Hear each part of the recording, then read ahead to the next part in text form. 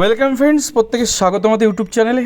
যে সমস্ত ভিউয়ার্সরা প্রথম চ্যানেলটি দেখছেন তারা অবশ্যই চ্যানেলটিকে সাবস্ক্রাইব করে নেবেন এবং চ্যানেলের পাশে থাকা বেল আইকনটি প্রেস করবেন, যাতে এই ধরনের খবরাখবর সবচেয়ে আগে সবচেয়ে দ্রুত আপনাদের কাছে পৌঁছে যায়।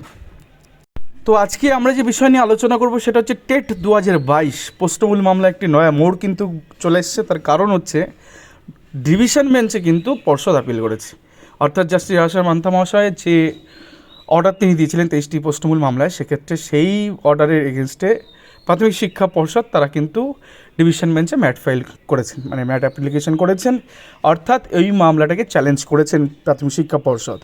তো নতুন বিজ্ঞপ্তি বেরোতে কিন্তু সে অর্থে আর কোনো বাধা থাকলো না। 23টি প্রশ্নমূল মামলা কী হয় আপাতত সেটা কিন্তু বিষবাও জলে চলে গেল। সেই সাথে পাতার দাম খানিকটা কমে গেছে। কেন বলছি এই কথা আমরা গোটা বিস্তারিত এই অংশে দেখে নেব। তো চলুন শুরু করা যাক।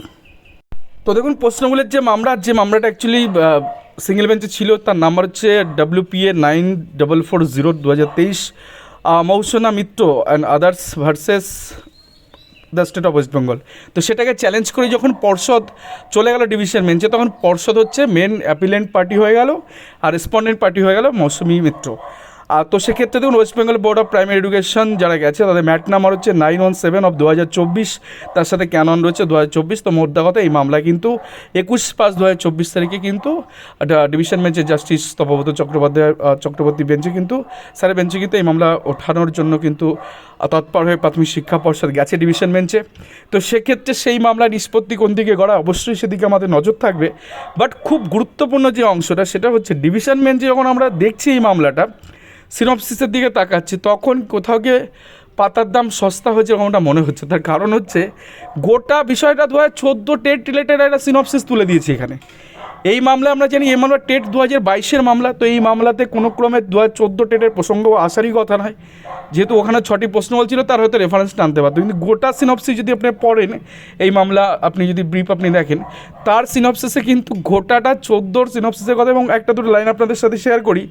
The learned single judge failed to consider and appreciate that the result of the TET 2014 was published by the appellant board in the year 2015, and so far as the result of the representative of the respondent writ petition is concerned, the same was shown as withheld।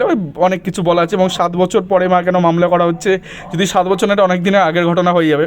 তো সেক্ষেত্রে এই মামলা কিন্তু 14 related এখানে তুলে দিয়েছে। তো এই মামলা যদি ভিতরে আমরা ঢোকার চেষ্টা করি, সেখানে আমার ঠিকঠাক আছে, টেট 2022 নিয়ে কথা বলা আছে। তো মোটামুটি সিনপসিসটা দেখে কেউ বুঝতে পারবে না যে এটা, বা ধরতে পারবে না এটা 14 টেটের মামলা প্রশ্নমূল নাকি 22 টেটের প্রশ্নমূল মামলা। তো ভিতরের অংশে দেখলে আমরা মোটামুটি বোঝা যাচ্ছে যে 23টা প্রশ্নমূল মামলা এখানে রয়েছে, 6টি প্রশ্নমূল মামলা 2014 টেটিসপেন হয়, যার জন্য পাতার দাম সম্পর্কে আমরা আলোচনা করলাম। যারা অ্যাকচুয়ালি কস্ট টাইটেলটা তুলে দিয়েছে এখানে কপি পেস্ট মেরেছে খুব সামান্য সময়ের মধ্যে, যার জন্য এই বিভ্রান্তি হয়তো উঠে এসছে। এবং এই মামলা যখন শুনানি হবে তখন হয়তো সবাই হাসাহাসি করবে যে 22 টেট 22 যে প্রশ্নমূল মামলা সেটা 14 সাথে কোথাও কি গুলিয়ে দেওয়া মিলিয়ে দেওয়ার একটা চেষ্টা বা প্রবণতা রয়েছে, যদিও সেটা বাই মিস্টেক হয়তো হয়েছে। তো এই মুহূর্তে তাহলে সবথেকে বড় খবর যেটা দাঁড়াচ্ছে 2022 প্রশ্নমূল নিয়ে আপাতত কারো নাম্বার বাড়ছে বা কমছে না, কারণ পর্ষদ ডিভিশনে গেছে। পরবর্তীতে তো তার সুপ্রিম কোর্টে যেতে পারে, সেখানে 20 চলে গেল, নাম্বার বাড়া বা নতুন করে টেট পাস করার সম্ভাবনা থাকলো না। তো কোথাও গিয়ে টেটের নতুন বিজ্ঞপ্তি প্রকাশে কিন্তু এখনও বাধা থাকলো না। তো এই ছিল আজকের বড় আপডেট। ধন্যবাদ সকলকে।